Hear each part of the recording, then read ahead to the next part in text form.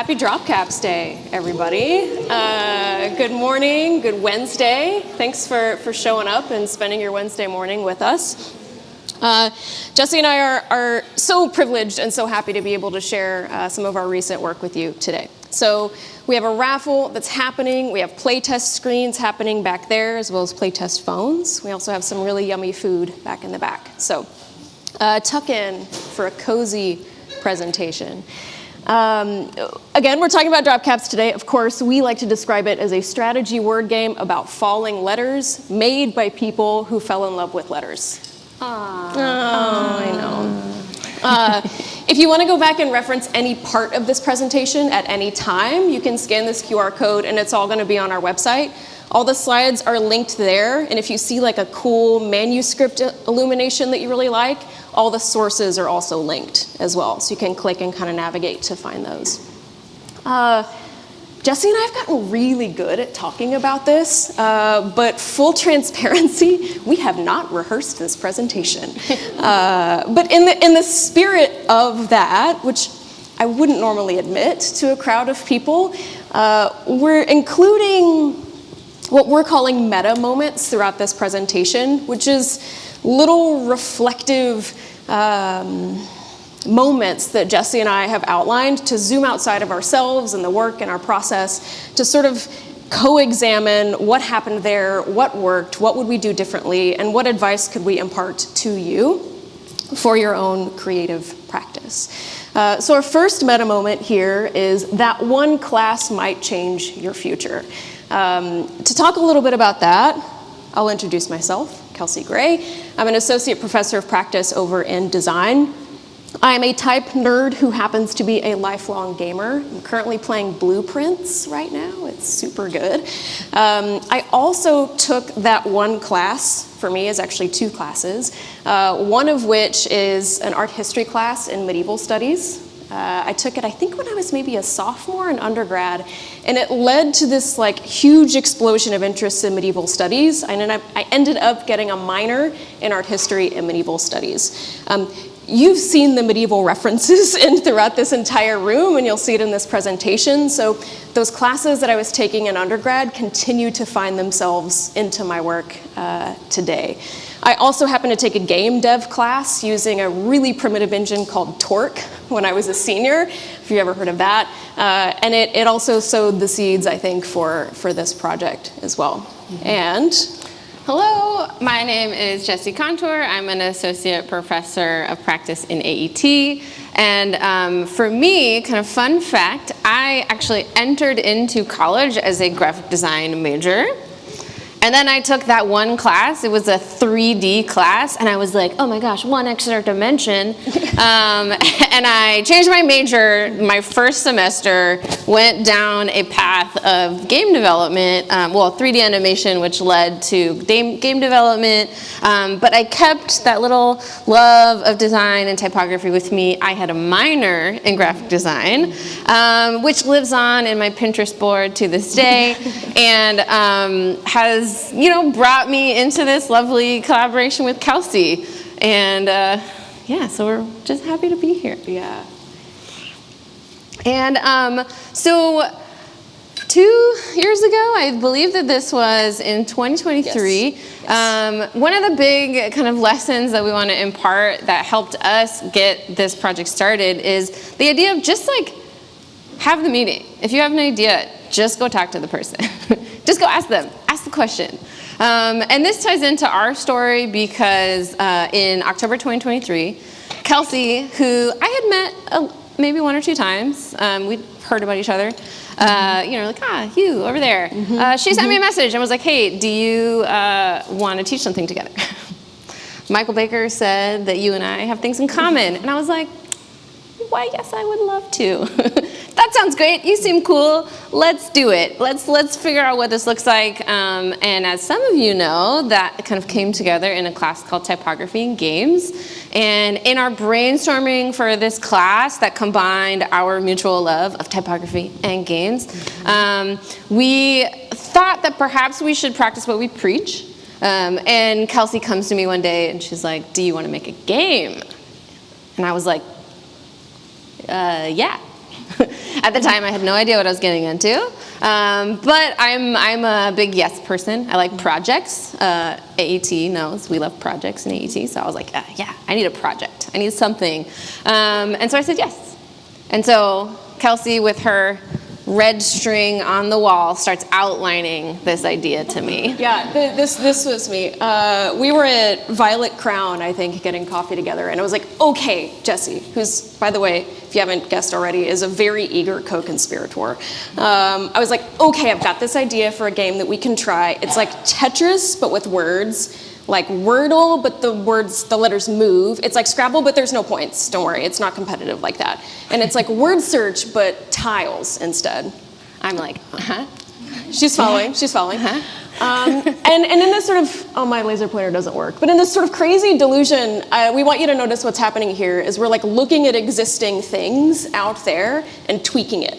Right? I've heard some anecdotes about people creating ideas for apps where they're like, it's like Tinder, but for burritos, right? Like they're like finding something that exists out there and spinning it, right? And so this is what our attempt to sort of find something unique. So the research began. This should go without saying, but like, please, do the research. In our case, it was some historical research, which you'll hear about in a second. But a huge part of this was market research, kind of seeing what's out there. Yeah, so as we were comparing and kind of coming up with these ideas of how we wanted the gameplay experience to unfold, we were examining similar games in the market. And at the time, we were really into the New York Times games. We won't speak about how the Mini is now part of the subscriber. We won't talk about that. But Strands had just come out, and I was like, Kelcey, have you seen this game? Like, you like make words like this. Like last year, like when we were starting this, it just we had our first meeting. I was like, have you seen this game? And so we started looking, we're like, oh, we really like how this one kind of spells the word in an interesting kind of snake across the board. We like the kind of contained experience of Wordle. We like that dynamic, shifting, rotating board of Tetris. And there's a game that I really love that's over here called Good Sudoku, and the way that they kind of teach you to play the game and the way that they guide you throughout the gameplay experience was really smart. So I really liked that. And so I was like, look at these. So in like finding the identity and game mechanics of other things out there, we began to form our own identity about what this game looks like. And so the market research and also the historical research actually resulted in the discovery of like the core game mechanic and how this game looks. So we began to ask ourselves a bunch of questions that you can see here. And it was a real ping pong of Instagram DMs, text messages. Some of it was remote, some of it was in person. Some of it was at 7 a.m. During commutes, all sorts of things. So we began to ask each other questions. Also, I don't know if you guys know, but medieval stuff is in, baby. According to the New York Times, top trends for 2025, medieval aesthetic is starting to enter into our visual landscapes quite a bit. Thank you. I think Chapel Roan wore armor on the red carpet this year. So I don't know. We're basically the Chapel Roan of game developers. That's us right here. We need a carpet. Okay. So back to like this point here about historical research resulting in the core discovery of the game. This right here, oh, it's so blurry on the screen. Squint, you won't see it. Here, this big, beautiful illuminated letter, this is called a Dropcap. This is the name for a capital letter that drops into a paragraph of text on the medieval page. It's a core part of the aesthetic of medieval pages, often used to open chapters or verses or demarcate an important sort of moment in the text. And we sort of thought, okay, falling tiles, spelling words like Tetris, that's cool, but what if some of the letters could be big and fall down on this board, and then you had to start spelling your words using that big letter? So it's almost like we're snaking around the medieval page in the way that the game board is set up. More on that in a moment. But first, it's an interlude. Time. It's raffle time.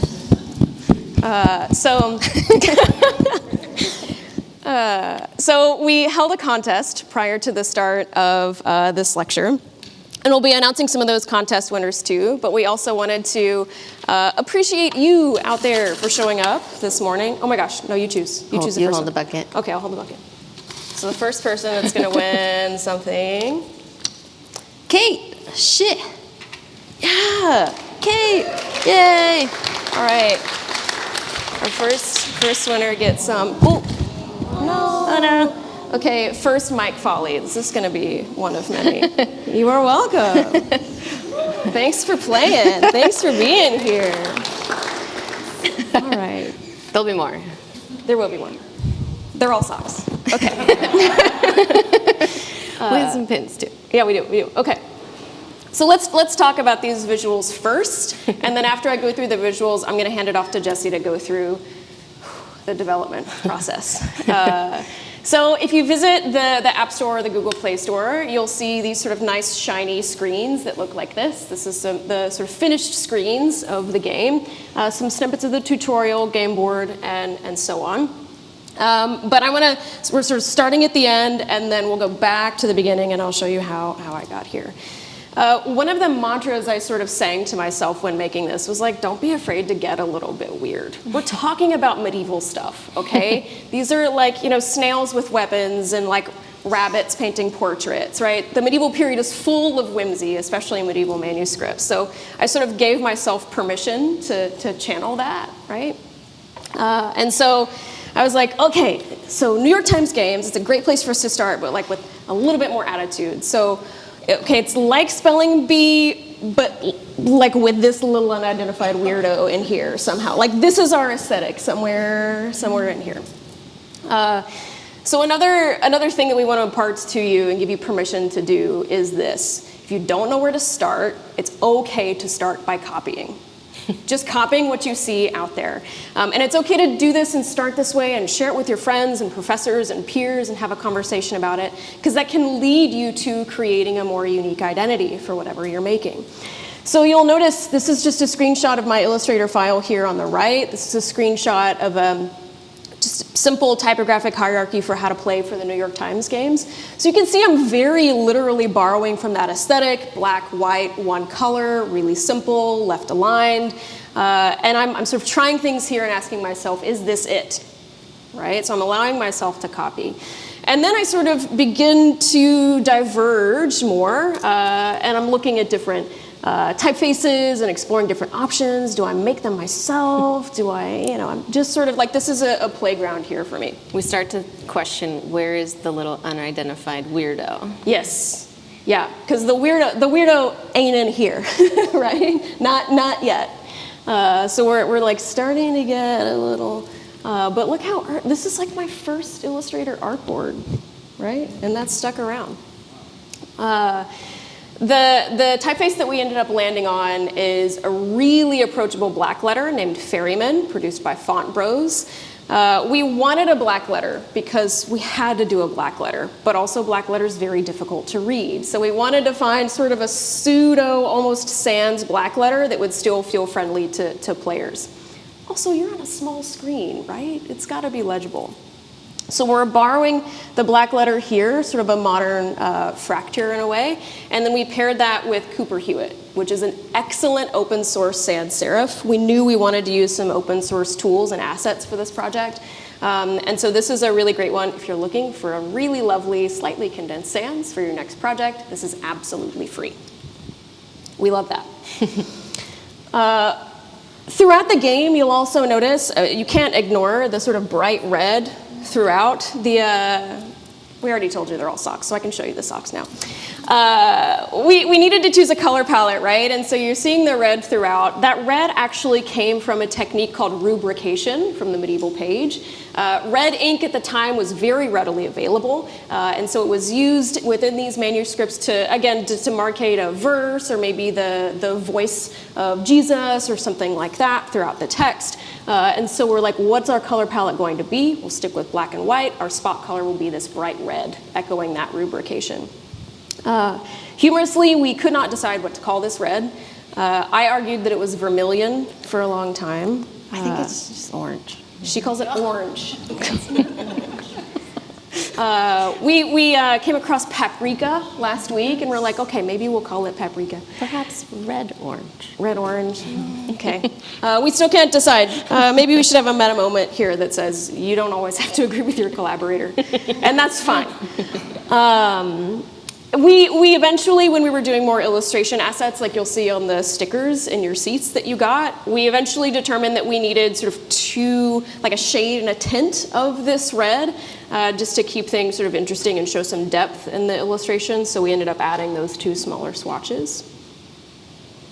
We're also using manicules, very classically used in medieval manuscripts to point to important texts. Our very own Robert Ray Kelly collection has some really wonderful manicules in the collection there too. Have to plug it. And also you may notice that this mimics your cursor on your computer a little bit. Cool.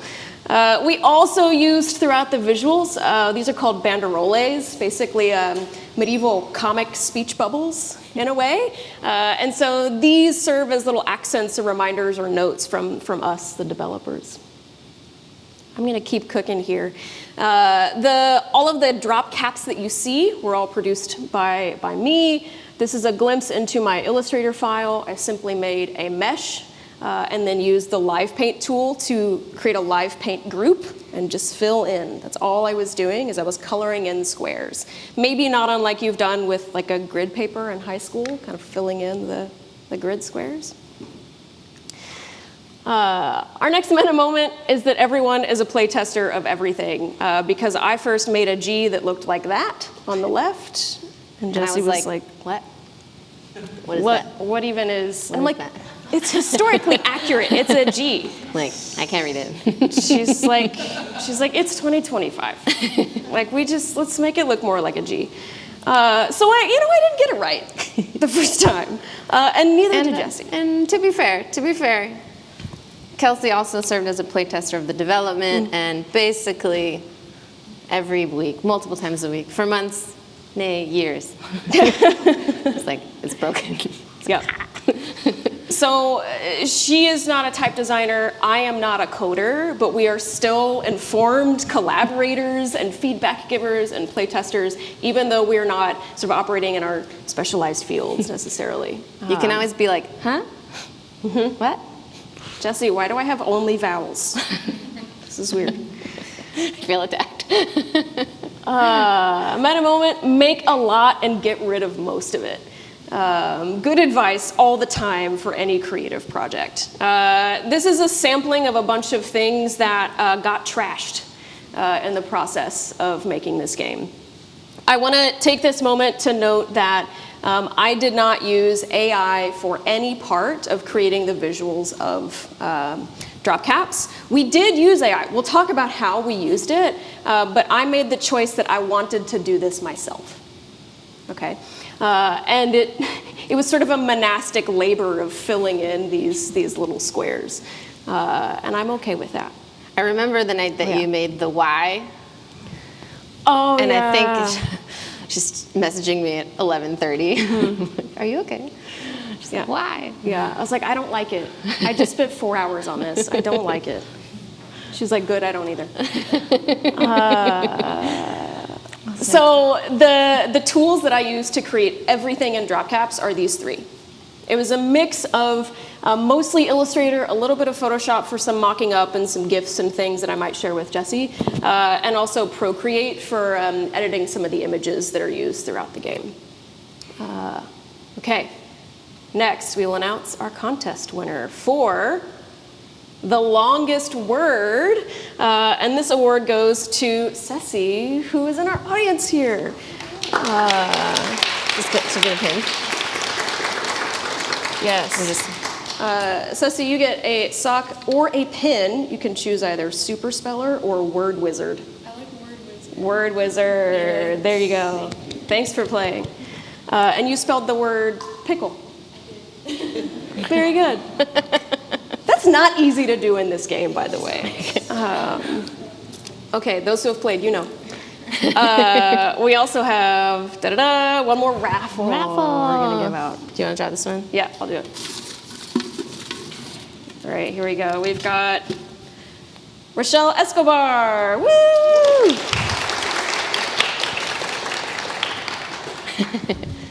Thank you. Come for the game, stay for the socks. That's right. You didn't know you were going to get those when you showed up this morning.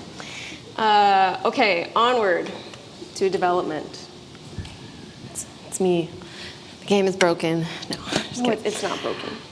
So when tackling a project like this is actually the biggest project that I have solo developed on. I was a little intimidated. I've always worked on, when I entered in game development, I was in the AAA game industry, so I was always part of the machine, producing an extremely large project or collaborating in the development of something with another person. And so when Kelcey approached me, I was like, oh, this is so cool. I get to control it from start to finish. And then I immediately was like, oh no, in my head. But trying to be like, yeah, I could make that, no problem. And so one of the first really big things that I had to kind of sit down and realize is that there's moments when I don't necessarily need to put in the work, right? And this is as a solo developer of the project, right? I'm the only one doing the code. And so for me, that was recognizing that in the development of the kind of grid-based movement system, this is not a novel kind of game concept, right? There's Tetris, there's other games where tiles recognize other tiles, there's grids, things move on grids. This is not a new sort of thing. There are things about the game that are new, but this aspect in particular is not new, right? And so as I started tackling and kind of thinking about, okay, how do I get the R to know about the A, and the A to know about its friend, the I, above it, and how do I kind of know about these relationships? How can I tell if something is below something else? I was like, ooh, I bet this exists already. I ended up using ChatGPT as help for this. So it pretty quickly, I told it a story about what we were trying to do, and I was like, I'm trying to make a game that does this, and the tiles have to do this, and they move like this, and they know about each other like this, and it spit out something, and I was able to be like, yes, okay, that is an efficient kind of system of code organization, and I implemented that as the under layer of how this game would function. And that saved me probably 3 months of time. If I were to develop that from scratch myself, I could get there eventually. It probably wouldn't be as elegant, honestly, as what ChatGPT gave me. I'm kind of a scrappy coder. I can make it work, but but I was able to read through with the knowledge that I have of programming and kind of take this and apply it to our framework. And this saved me a ton of time. I was able to get the basics of, you can see I had some trouble at first. But eventually I got the movement working and the tiles to know about each other. And this was maybe, I want to say 2 weeks, 3 weeks to get the underbones of this mechanic working. And that was with the help of ChatGPT. And we're in summer 2024. Yeah. At this point. Yeah. Because I knew that there were things that I would have to put the time in on, and that's our next meta moment, which is recognize when you do need to be inventive. So one of the kind of core aspects of our game mechanic is this word system. And so when I was like, okay, it's fine. We'll start with ChatGPT again. Yeah. And so Kelcey's like, oh, I could help with this. And she sends me these lists. Hey, ChatGPT, give me 50 words about cats. And very quickly we realized that this was not working, right? If you look at just the lists, they all have different starting letters. There's different lengths. There's some really rare letters. There's not a lot of cohesion amongst the word pool. And if you just throw this word list in and have it start kind of serving up tiles, it's not enough words. They're all not necessarily super related to the theme, it tried, but and so very quickly I was like, all right. So I went deep down the rabbit hole here, and initially I thought that we could just kind of manually play test and write down every word that we could make with the word pool. Very quickly that also got super overwhelming. I was like, I think we need to do some more. And so I started analyzing, okay, how can we drop one big letter on there and give you as many words as possible that you can spell with the big letter. And so we started prioritizing common first letter in the word pool, as in addition to letter frequency. So you don't want to have a lot of words in the word pool where one of the letters in the word is only used one time. Like it's not common to other words because then that's the only word you can spell with that, and that's not fun, right? You're like, oh, I can't use that W. Did you take a stats class? I did not. Okay. Maybe we should have taken that class. This is me. I start stringing up the red line. Yeah. I'm like, the letters, Kelcey. And so this kind of manual curation, I'm looking up more words, I'm play testing, I'm trying to figure out how we're going to build this system within the word pool. And then I go deeper.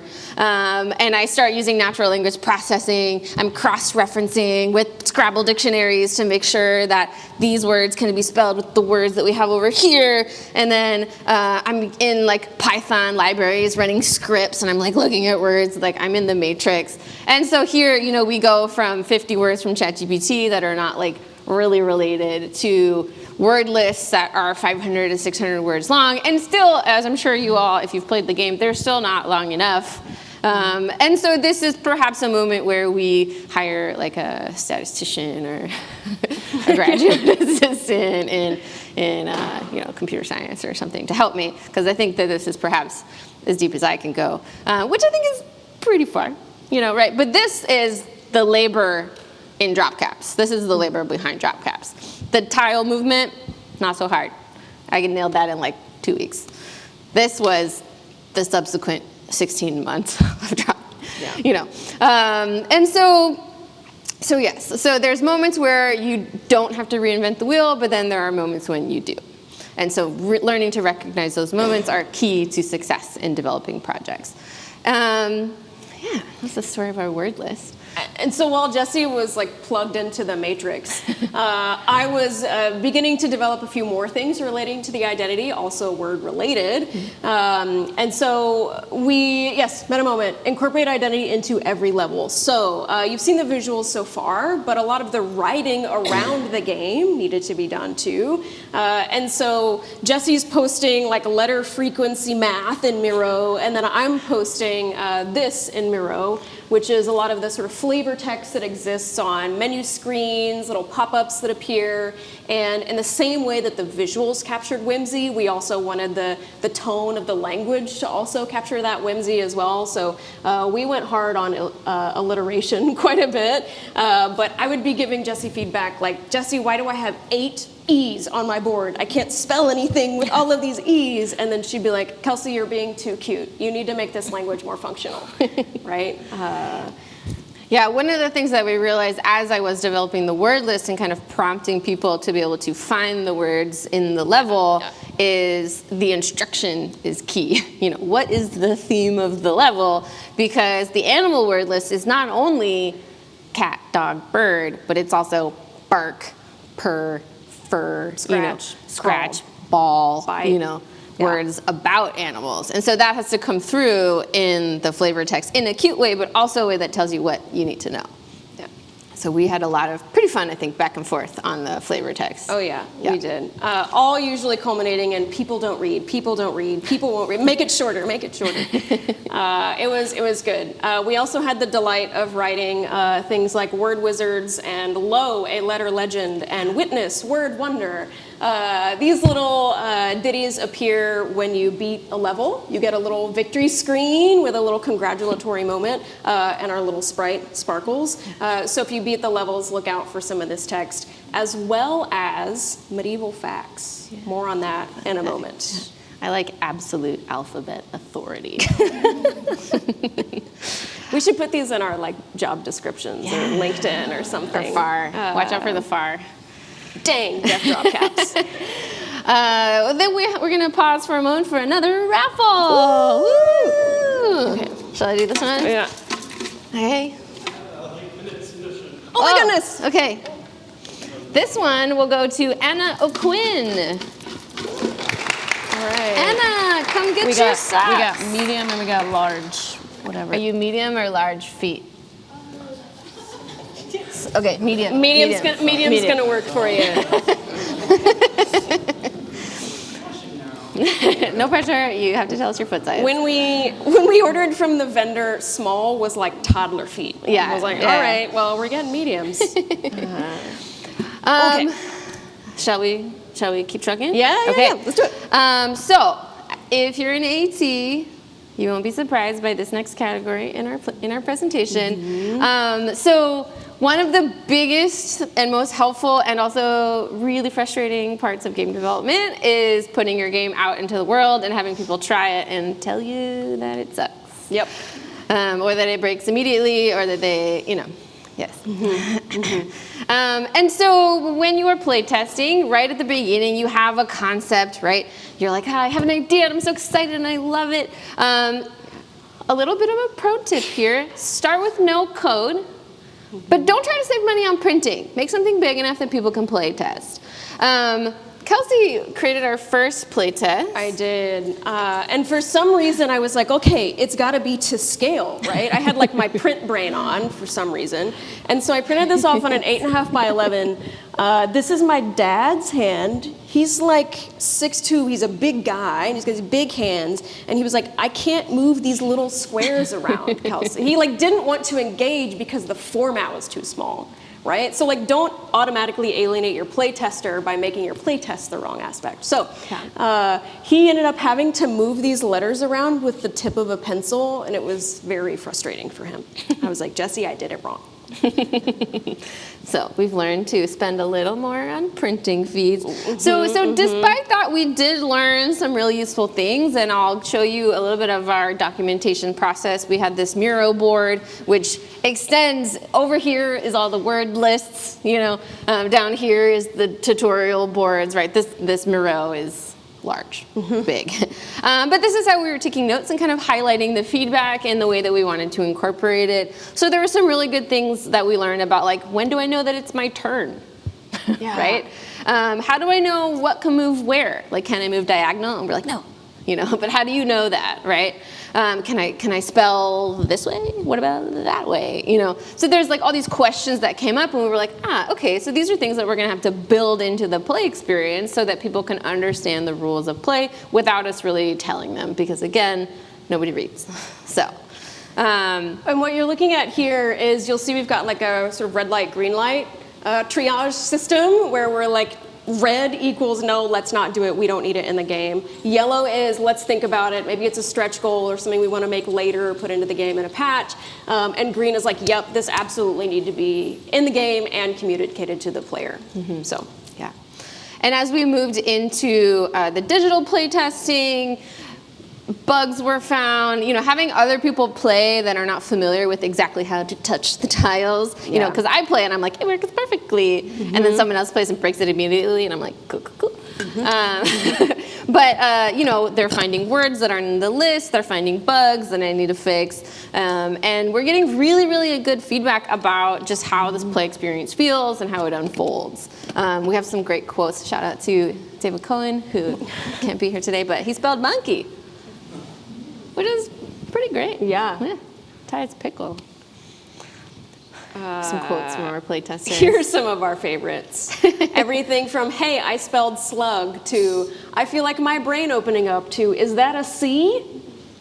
To, where are the vowels? I took that to heart. Now you have too many. Is that even a button? I like that one.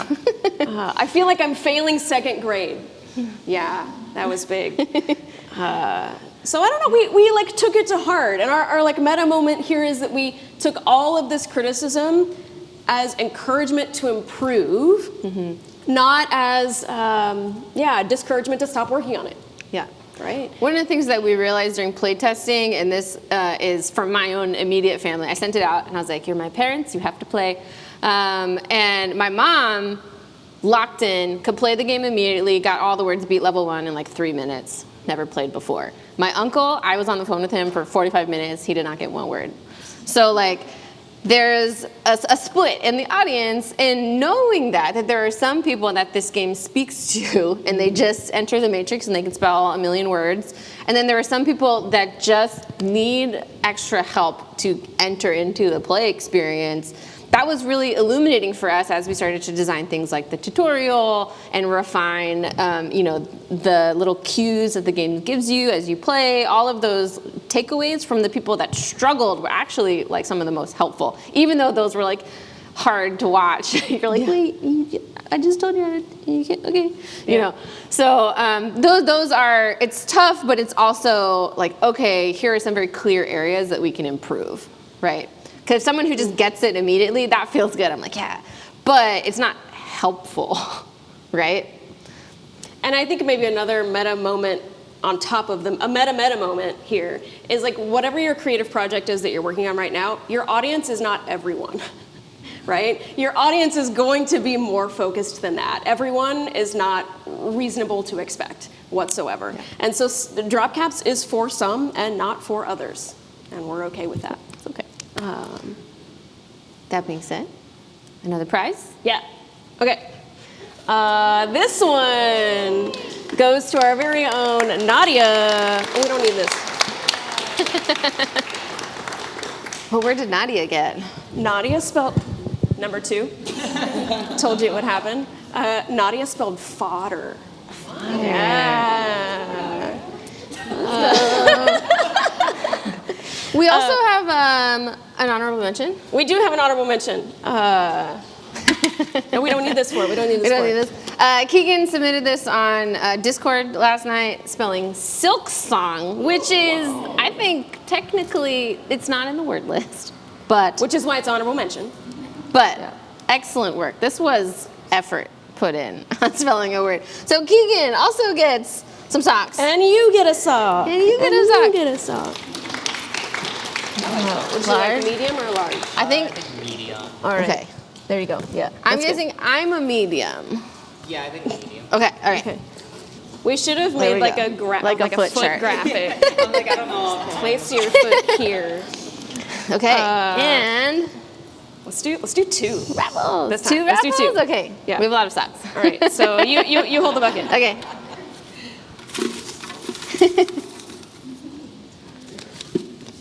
All right, we got Paulina, last name that I can't read. Thank you. Like medium or large? Maybe large. This size 9. Okay, cool. Wow. Come back if you need a different one. Or doing one more. Yeah, let's do one more. Let's do one more. Ellen Birch. Woo! Yay. This is fun. This is fun. Yeah. I like giving away things. It's nice. Yeah. Okay. So speaking of people who don't get the game right away, let's talk about the tutorial. So not only do we have to make the game, but we also had to tell people how to play the game in a way that does not require us to be standing right next to them. I actually think that the word list was sort of my magnum opus, but I think the tutorial might have actually been harder. Yep. Yeah. Yep. But we do have a little meta moment related to the tutorial, which is to stay open to the magic. And I think we'll get into that in just one second, because this is our sort of opening tutorial, which is just me. I was like, I have to put something for our first playtesters, right? And then this is me and Kelcey kind of. I'm like, oh, it's like this. How do we explain tile movement? You know, and I'm like, what language are we using to explain the game? This is, we didn't put a lot of thought into this. I had to put something as I was sending it out to playtesters. But the important thing is kind of developing the language, right? And seeing if people kind of catch how to play. It did move into this phase, which is more of a sort of slide deck tutorial. And one big thing here is that there's a lot of reading, which as we have learned, nobody reads. So we learned that very quickly, where someone would be like, what about this? And we're like, did you read that? And it's like, in there. Clearly no. Okay, cool. But then we had a little moment of magic, which is Kelcey's discovery. Oh my gosh. Of some amazing artwork. Okay. Which is, wait, should we? Oh wait, okay, hang on. I gotta get the book prop. Should we stand? Maybe we can try.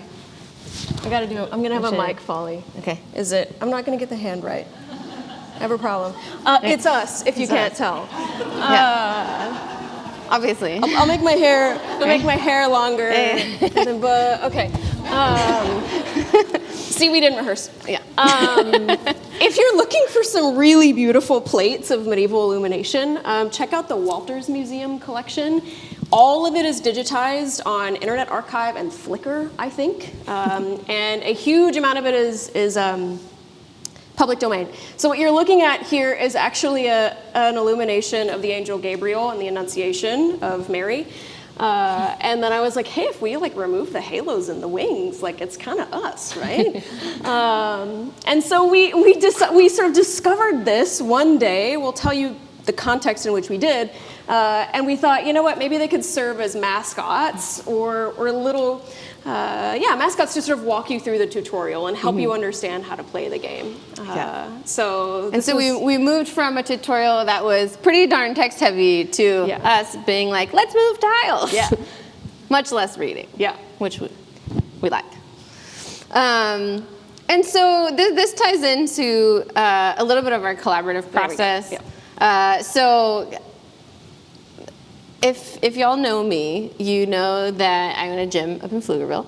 And I bullied Kelcey into joining my gym for the summer. I needed someone to bully me into joining a gym. And so we're like, fitness. But then also we would just meet there and talk about Dropcaps at like the front of the gym. And then we would go do our workouts and kind of shout Dropcaps ideas across the gym to each other while we were deadlifting. And it really worked because we were both there, you know, like your brain is alive as your body is kind of moving. And so we actually had a ton of really great ideas. Kelcey came in with this image one day and I was like, this is great, you know. There's got to be something with like endorphins and creativity happening there that psychologically I don't understand, but I know that it works. It actually worked out really great. And what's great too is that Jessie had this little tiny whiteboard. The littlest whiteboard. That's used for like coaches at the gym or something, yeah?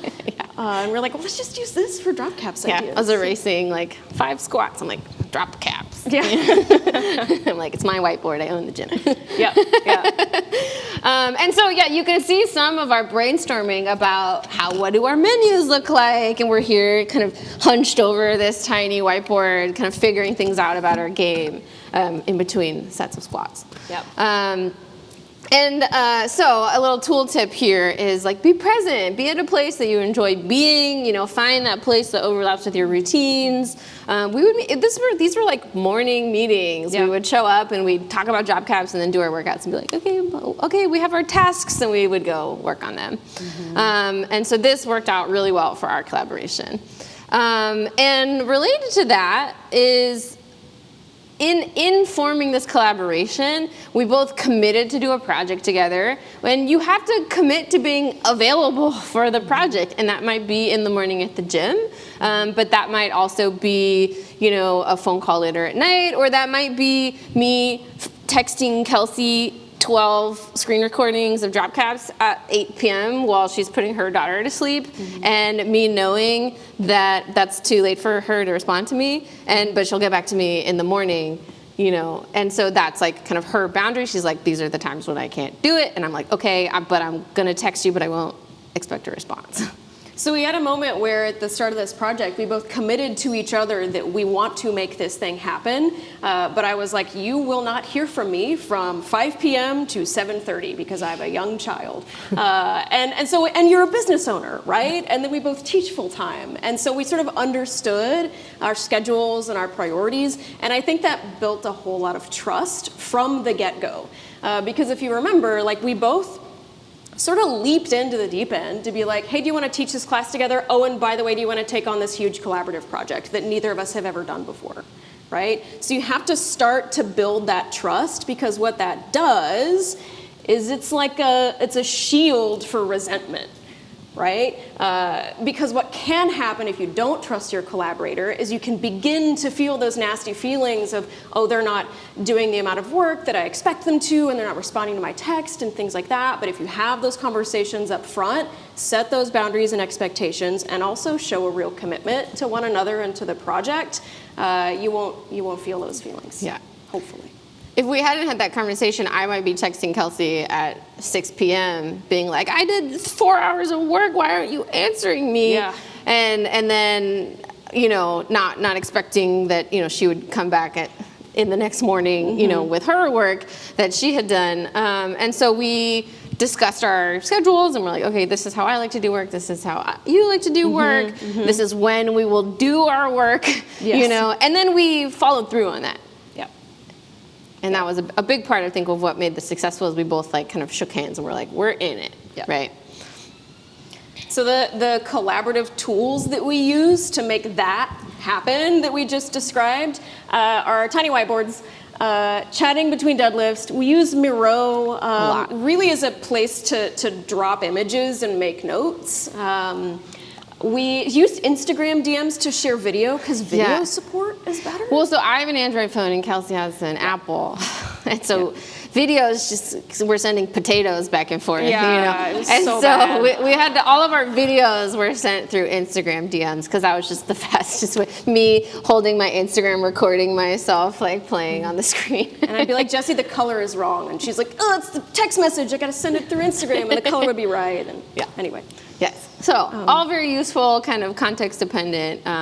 Kelcey would send me mock-ups. She would plop them into Miro. Oh, we should add Dropbox. We missed Dropbox. Oh, yeah, that's where all our files are hosted. Yeah. Is Dropbox. Yeah. So these plus Dropbox. A great way to share information, but also mock-ups and kind of formalize feedback, and then just brainstorm, and, you know, the magic occurs between deadlifts. So that was our collaboration, but we have others. Yeah. So sort of on our meta moment earlier about like recognizing where your limits are about what you can make.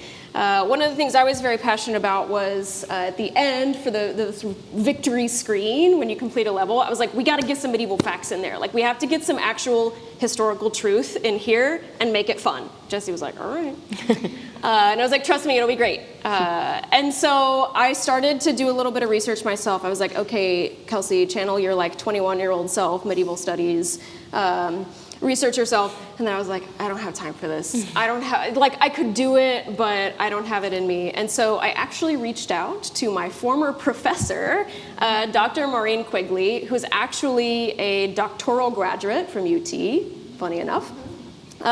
So this person that I hadn't spoken to in decades, I reached back out because I found her email and said, would you be interested in consulting on a games project? And she was like, I'm in, I'm working on a TTRPG myself, I'm really interested in incorporating games in the classroom, this is right up my street, I'm happy to help you. And so this goes all the way back to that meta moment at the beginning. Actually, no, let's go to the next slide and then we'll go back to this one. Is that like your professors, some of them that are sitting in the room with you, are lifelong resources, right? I reached out to someone who I hadn't talked to in so long, and she was like, I am so happy to help you, girl. Like, let's do this. So don't forget, we're here. Okay, we can go back now. Yeah. And I want to shout out an amazing AET student that worked on the project with us. His name's Artur Troshko. He's a recent graduate. And I am tone deaf and no good at sounds. And so I reached out to Artur. He had done some amazing performances with AET, and I was like, and I had him in a class and was like, I know that this student like gets things done. He's out in the world, professional sound designer now. And I was like, hey, can you make some noises? Like, like, you know? And he was like, got you. That's what the game sounds like. Not pretty close. And he was able to turn these around. And so we were super excited to pay, we paid him, an AET student to do some work with us because it was amazing. So professors are lifelong resources, but also fellow students are resources. We've got a raffle. We should probably cook through this one. We're running short on time. Okay. All right. First one, Caden Lee. Yeah, come on up.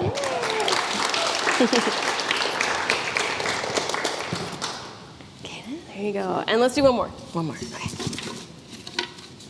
Ooh, that one jumped. Maria Meinert. I love that you literally said "ooh" when your name was called. Cat sweater. Oh, we should make the the cat happen. It's pretty good. Yeah.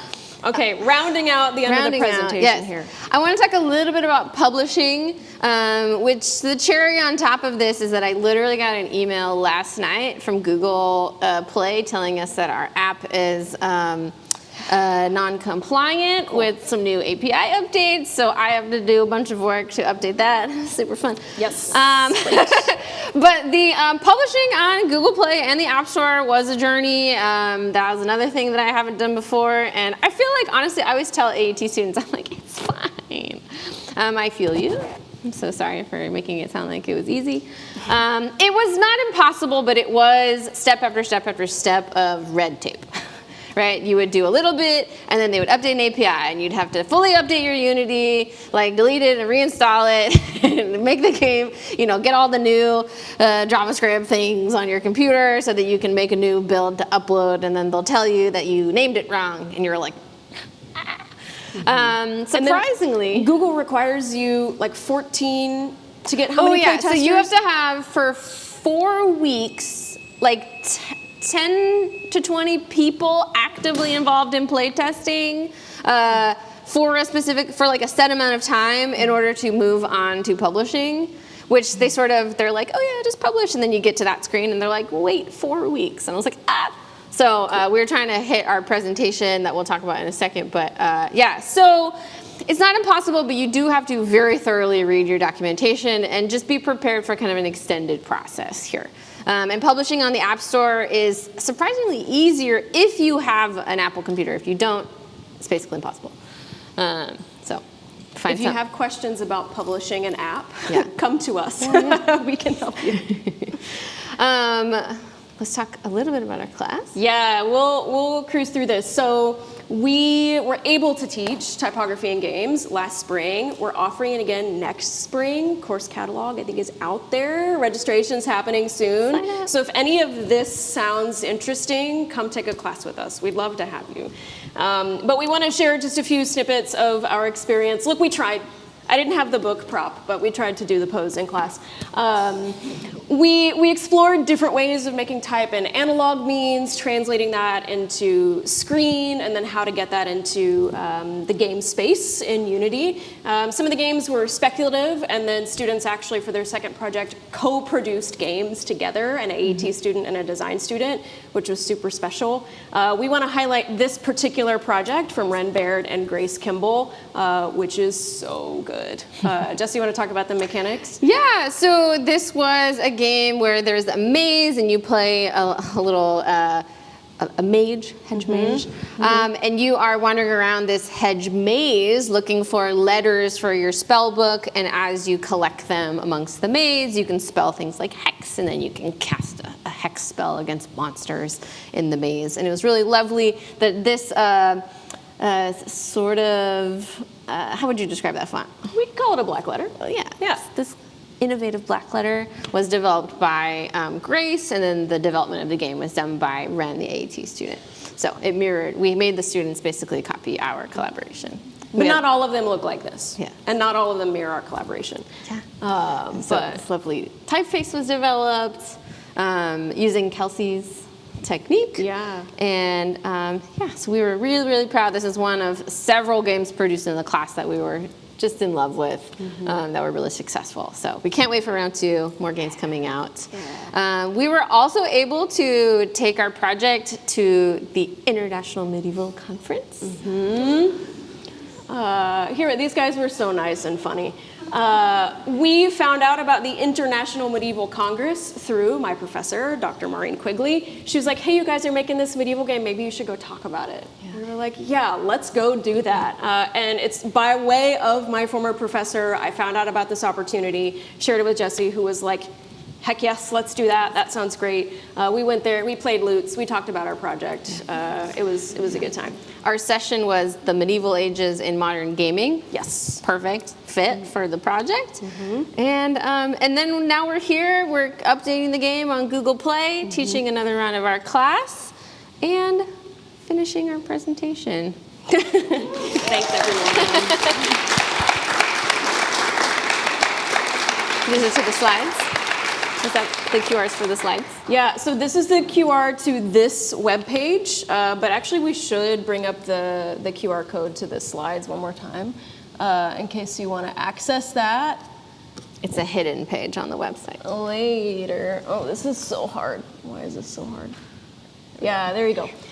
So that's linked on our website if you want to follow along and check out any of the sources. I think, do we have time for a few questions, maybe? We're a What do little we think? over. I don't know if we're going to get kicked out.